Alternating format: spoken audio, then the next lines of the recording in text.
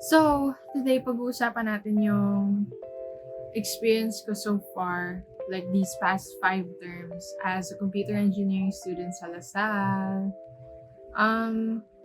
Siguro simulan natin sa pinaka-beginning, which is like first year, first sem. Yung first sem ko, tinake ko yung summer term, yung tinatawag na summer term, which means yung starting year ko talaga dapat sa Salle is 2021 to 2022. Yun yung school year dapat napapasukan ko. Pero ang pinasukan ko, yung school year 2020 to 2021 na third term. So yung third term ng the rest of the students naging first term ko. I decided to like take that path kasi wala naman akong gagawin ng summer. Like, wala kaming nakaplano. And I didn't wanna wait around, like, doing nothing. Parang, I felt like I was wasting time. Kaya, pinaspas ko na. Anyway, so first term, yung subjects namin, there are a lot of subjects, pero feel ko I'll just go by, or like, I'll go through only the important ones, or the things, or the subjects na I feel like will really have an effect on your degree pag nag-engineering ka. You know what I'm saying? Yeah. So, simulan natin sa foundation math. Foundation math, I'd say at the time, it was difficult. Pero now that I've been through actual difficult subjects, parang hindi pala siya mahirap. Siguro, you really need to know the foundations of mathematics, like algebra, the Pythagorean theorem, line equations like y equals mx plus b, intercepts, parabolas, hyperbolas, things like that. Yun ang mga kailangan mo talaga sa foundation math. So, if medyo weak ka sa ganon, I think you should put a lot of extra effort into it. Lalo na since this is foundation math, the rest of the maths, like the succeeding maths, will definitely build upon it, and you'll really need it in order to progress. So next after that, we have basic chemistry.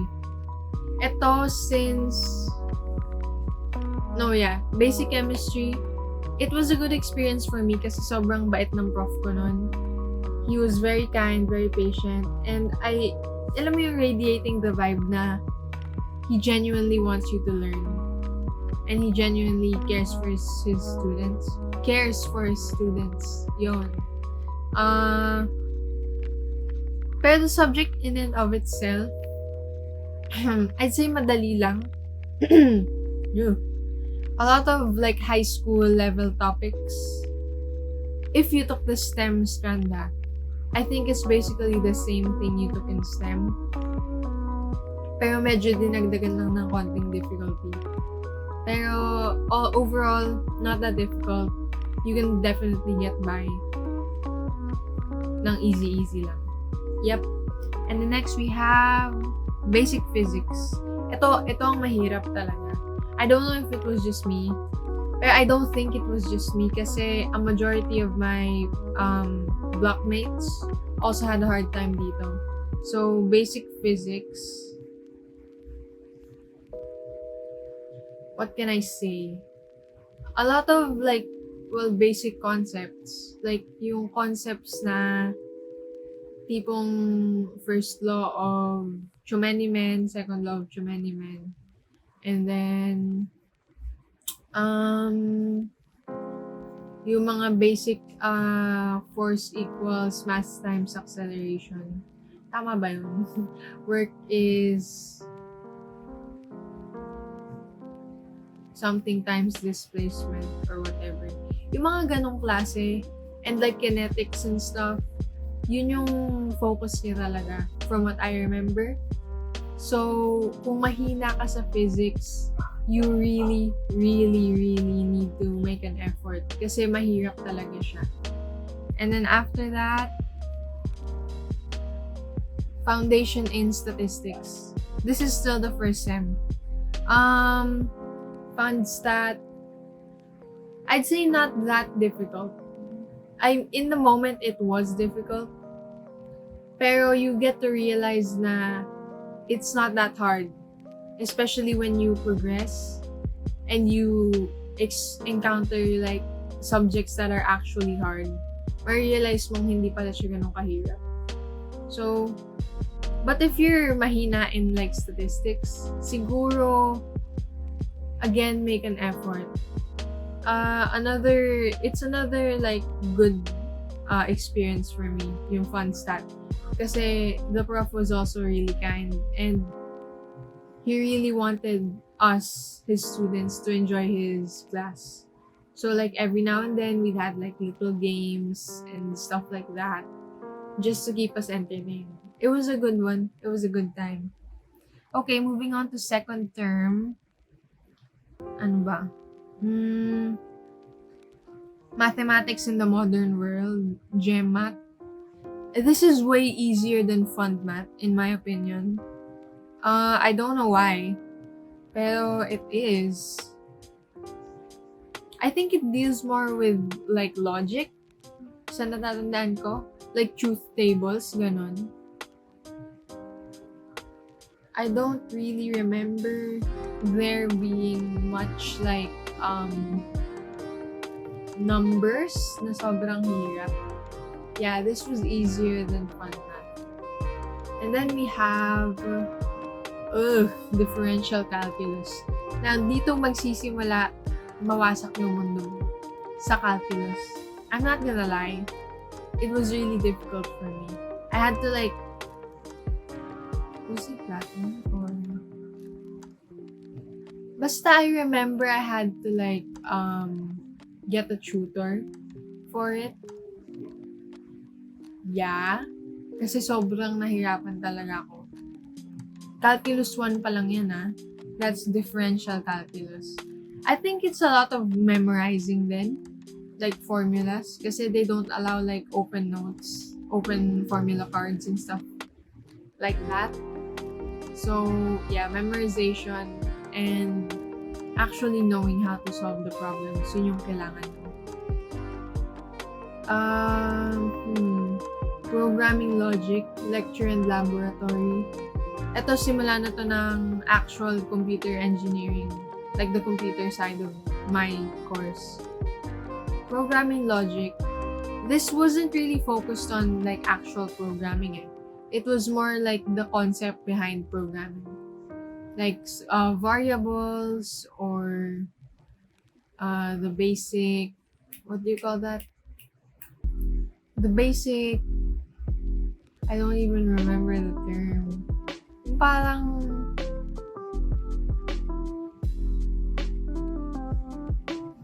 floats, integers, booleans, things like that.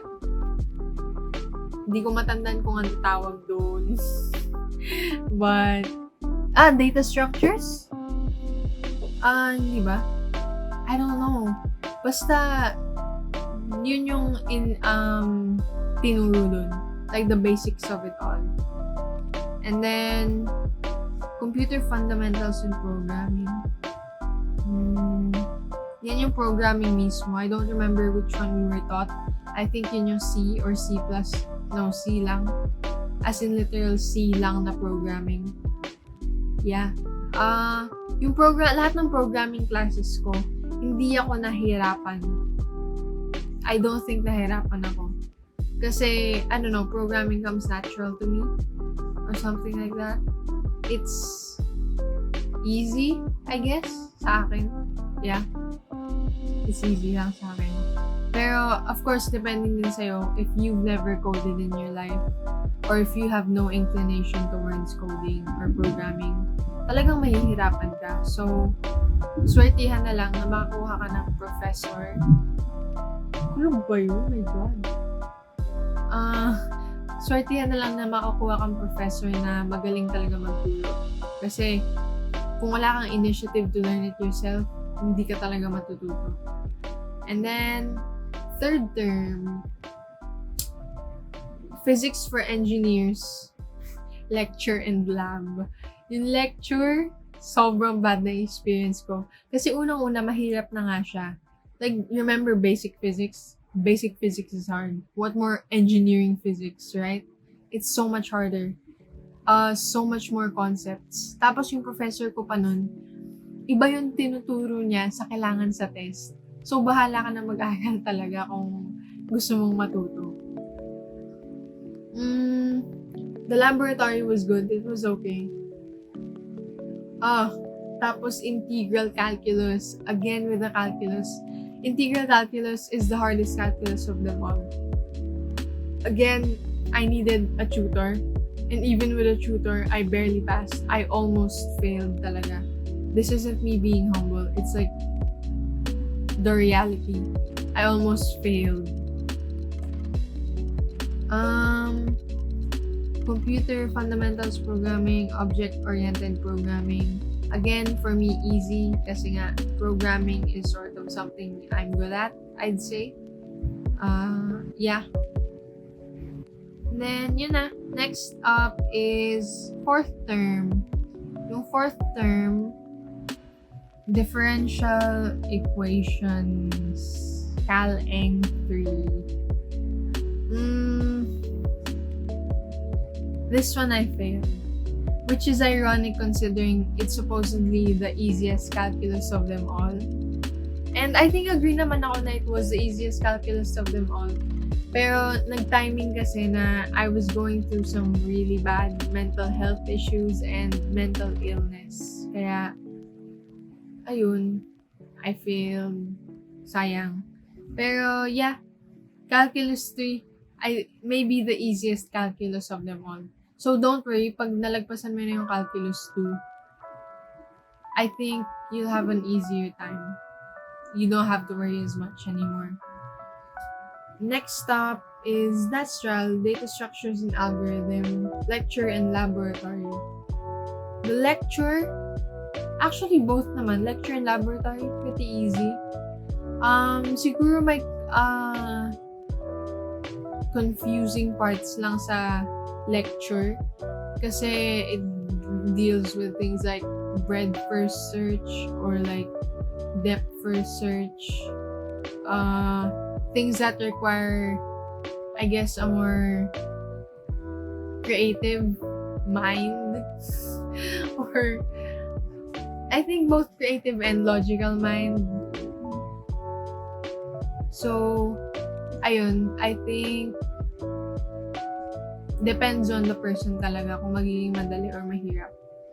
After that, we have discrete mathematics. Discrete mathematics, mahirap siya. Well, medyo mahirap na medyo hindi. Kasi sa simula, madali. The logic, the truth tables and stuff, nadadalian ako dun eh. So, nadalian lang ako. Nadadalian ako dun, kaya nadalian ako. I mean, it's not that hard. So, for me at least. Ewan ko sa inyo. So, okay yung first quiz ko. But the next two quizzes, I think that's when the difficulty really got ramped up. Nahirapan ako dun. I don't remember the specific topics eh. Pero it was more difficult. Yeah, more difficult. After that, we have Fundamentals of Electrical Circuits, Lecture and Laboratory. Siguro, this wasn't, I don't know if it's difficult or not. It's literally about circuits. Like circuit analysis, circuit building. Pero not, sa lab, it's physical circuit building. Pero sa lecture, it's circuit like drawing, you know? Magaling kasi yung professor ko dyan eh. Sa both lecture and lab. So, I don't think nahirapan ako as much. Sa simula, oo, nahirapan ako. Because it was also new to me. You know, like any topic naman, basta bago, it's going to be confusing at first. Pero, eventually, I got the hang of it. And I got like pretty good grades naman. After that, chemistry for engineers. Hindi. This is my 5th term na. 5th term, chemistry for engineers, lecture and lab. Yung lecture, easy. Easy kasi, easy siya kasi yung professor ko, ang hilig-hilig niyang mag-send lang ng asynchronous lectures. Like, biglang hindi siya papasok. Tapos, it's asynchronous today. Yay! Not yay. It's so weird kasi pag live naman siya nagtuturo, ang passionate niya naman magturo. Pero pag natirpan niyang hindi pumasok, hindi talaga siya papasok. Pero the subject in and of itself, I think easy. Yeah. A lot of like common sense lang. Easy. Next, data. Engineering data analysis. I failed this one as well. Hindi pa lumalabas yung grades, pero I'm certain na I failed this. Kasi I failed the first 3 quizzes and I passed the finals by only 2 points. So, you guessed it.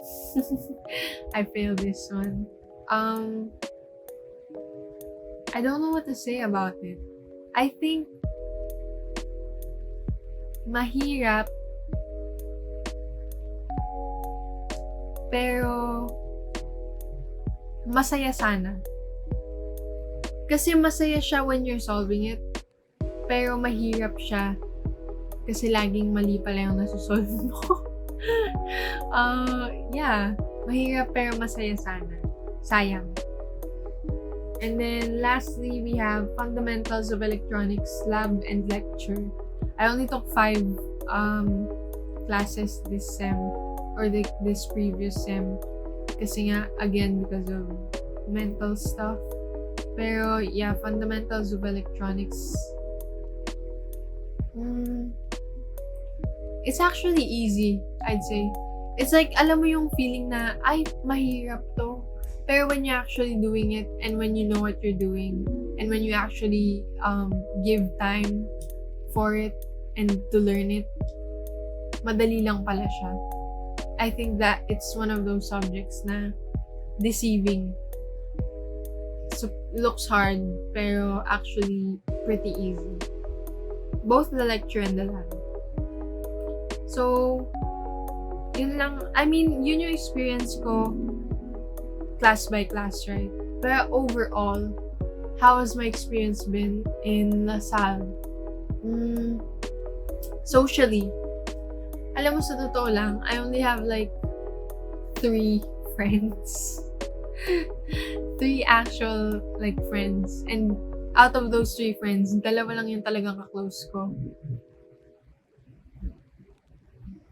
Let me shout them out. Si Kobe, si Cody, and si Danny. Sila lang yung 3 parang kaibigan ko talaga.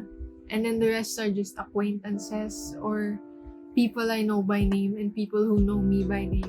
Pero walang interaction at all. I'd say making friends in college is difficult. Pero having only a few friends isn't a bad thing. Like, I don't mind na 3 lang yung kaibigan ko sa college. Hindi ko siya ikinakahiya. Kasi at least alam ko na genuine yung 3 friends na yun. Imbes na sobrang dami kong quote-unquote friends, tapos hindi ko naman maasahan kahit sino sa kanila, right? So, yeah. Socially, that's what's happening to me. Only 3 friends. And then the rest are acquaintances. What else can I talk about? Oh, the food in Salle. The food in Salle. I think ang favorite ko pa rin, Noel's. Noel's is like, by the way, hindi ako naiiyak. Pang na-sustain lang yung boses ko from talking so much. Noel's is like this barbecue place. Medyo pag diniretso mo yung kalye ng Agno, yung kalye yun, makikita mo siya sa kanan. kanan, barbecuehan siya. It's called Noel's. Yeah. Ayun. Masarap dun. Literal na barbecuehan siya. Hindi siya like, roasting at the barbecue. Literal na barbecuehan. Yung tigbe 20. Less than 20. Mura lang dun. Basta masarap. Try nyo minsan. Basta diretsuin nyo yung kalye ng Agno. And makikita nyo siya sa right. Lagpas pa siya ng green. What else? Army Navy, masarap. Kaso mahal. Zarks. Okay lang. Overpriced, I think. And then, I've never eaten at Pericos actually. Ang nakain ko lang dun yung mga pastry dun sa parang bakery na maliit. Saka tubig. Yun lang natitikman ko sa Pericos. The rest, hindi ko pa nasusubukan. Ay, hindi! Nasubukan ko na palang kumain ng fish fillet ba? Pero hindi na ako uulit kasi sobrang liit ng serving size nila. My God. Parang scam. And then, what else we have? Jollibee, syempre. McDo, KFC. Mga nakainan ko na. Ano pa ba nakainan ko? My God. I sound so uncultured. Basta yung mga maliit na kainan doon nakainan ko na. Colonel or Captain? Curry. That's inside. Tsaka ang hilig-hilig kong kumain ng potato corner. Kung naghanap ko yung potato corner, don't fret kasi dalawa yung potato corner na malapit sa school. Yung isa literally inside school sa Blowman building. And then, yung isa sa green sa may SM Hypermart. Sarap. Oh, but another alternative that's cheaper than potato corner is actually Potato Giant. Andun siya sa Agno. Yung Agno lang yung nagbebenta ng fries. And then the other Potato Giant, nagbebenta lang siya ng Mojo sa alam ko. Ng fries. Dami ko sinasabi, no? But anyways, yun yung experience ko so far sa 5 terms ko in Salle. Here's to a few more terms. Sana maging successful. I don't know. We'll see. Yun lang naman yung masasabi ko so far. I really hope na this video helped you, especially if you're like an incoming freshie. Sana kumain kayo sa Noel's. At sana you know what to expect as an incoming college student, or more specifically, an incoming computer engineering student, or just an engineering student. I hope you keep fighting and strive for the best. Yun lang. Bye-bye.